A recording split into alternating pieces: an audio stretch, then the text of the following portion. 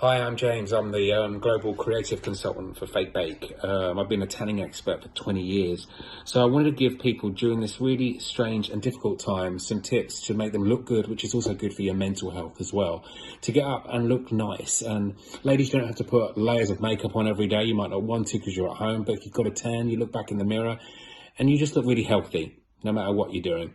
So this is for the guys as well. I just want to give you a few tips just to make it easy and simplistic for you to do it and have like a system at home where you're not overthinking it and you're just putting your tan on but doing the right things. So first of all, you're shaving. Don't worry about waxing at the moment. Shaving though, 24 hours before. So you can do that in the bath, the shower, the night before, and then the skin, the cells are going to have time to renew, and also the pores can close so that your tan is not going to stick in that. You're not going to get those dots, all right? When it comes to exfoliation, like I use like this lovely Aesop one, and I like it because it's not too harsh. So I use it 12 hours before, so in the morning or the evening before I tan, just to create a really nice smooth base, all right? So your tan can lay on the skin really evenly. Okay, once you've done that, the face. Now, I'm really precious about my skin on my face because it's quite sensitive, so I don't like putting a heavy exfoliant on it. What I use is a hot kind of cleansing cloth. That's just to kind of remove the residue, make it nice and clear so that any skincare on my face can be removed before I put my tan on. Because think of anything on your face, like a moisturizer or night cream, is going to act as a barrier. All right, so we're going to get to moisturizing now, because the certain parts of the skin that should be moisturized are only your feet, your hands, your knees, your elbows here, because these parts of the skin create less natural moisture. And that is why you can sometimes see people with over-tanned elbows on their hands, where the skin is a little more delicate, can be more coarse, it can get into the lines of your knuckles, around the cuticles, and also on the feet and ankles. So a little bit of moisture on the hands, also around the wrist here, there, and then on the knees and on the feet and the back of the ankle as well. Just a little bit you put on there. And then your tanning product, okay? Now, this is the easiest product to use right now, and what's so lovely about it is that you can wash it off in an hour, okay? Or 90 minutes or 2 hours, depending on the depth of color that you want. It works with your skin, it works with each individual skin to give them a lovely golden tan, but like I said, the depths can be persuaded by how long you leave it on. For me, I leave it for about an hour, 10 minutes, and I have a really lovely warm golden color on my skin for about a week. But like I said, the beauty of this is you can wash it off in that short amount of time, which is great for the moment when we want to be washing our hands constantly. So it makes you feel clean. This is the real clean self-tan. It's called 60 Minutes. It's by Fake Bake.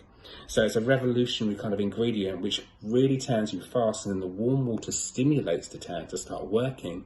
And then it will kind of happen overnight or during the day, depending on what time of day you've put it on your skin. The colour will last a good week or so as well, so you can just be tan for a week. But what I recommend is you use this with a tanning mitt. Work in sections on your body. Maybe do it in front of the bathroom mirror so you can see the sections as you're going. All right.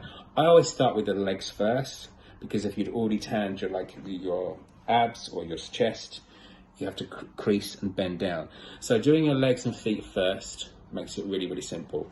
Use your tanning mitt, and then just spritz the solution, which has a really lovely bronzer guide color in it. So you just put it onto the mitt like this. So I'm going to demonstrate on my arm for you now so you can see it go on.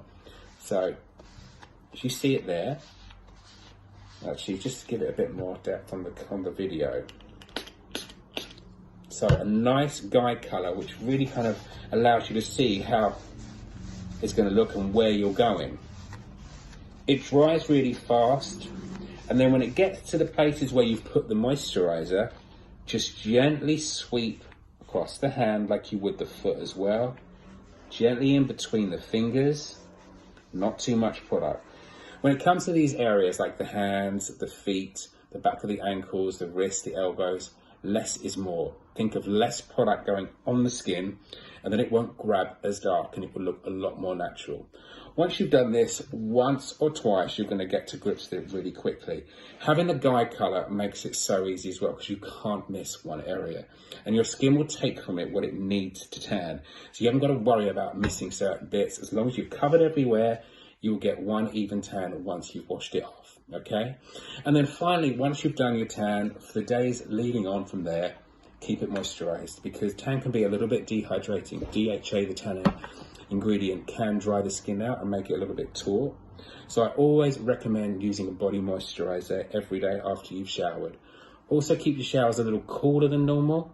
Have a nice warm shower, pat dry the skin, and then just put your body moisturizer all over it so it feels really nice and nutritious going onto your skin, and it keeps your tan going for a lot longer. Once you want to get it off, what I recommend is looking after it, of course, but if you want to if you have any areas where it's just kind of hanging around, it looks a little bit dark on the inner thigh, for instance, take a warm salt bath, and then with your towel, just scrape off the excess colour, and you can start again. I'm James from Fake Bake, and if you have any questions at all that you'd like to ask me, any struggles with your tan, anything you'd like to see me do on Insta Stories, for instance, let us know, and I'll help you out. Thanks for looking.